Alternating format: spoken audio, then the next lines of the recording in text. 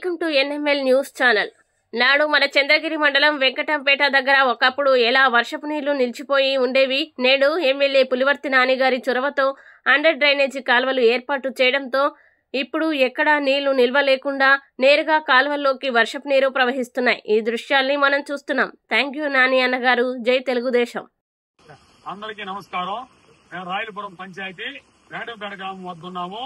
కొన్ని సంవత్సరాలుగా ఎన్నో సంవత్సరాలుగా చిన్నపాటి వర్షం పడినా రోడ్డు మీద గాని వెంకటంపేట గ్రామం ఇళ్లలో గాని తరచు వర్షం నీళ్ళు వెళ్ళిపోతున్నాయి.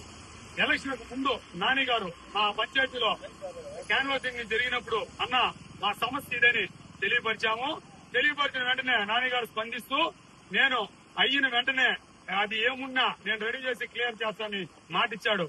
మాటిచ్చిన ప్రకారం ఈ రోజు వర్క్ చేసి రాయలపురం గ్రామ పంచాయతీ వెంకటంపేట గ్రామం నందు వర్షం నీటి నిలబడుకున్న రోడ్డు మీద గానీ ఎక్కడ గానీ నిలబడకుండా తెలిపారు. కావున వారికి మా కృతజ్ఞతలు తెలుపుకుంటా ఉన్నాం.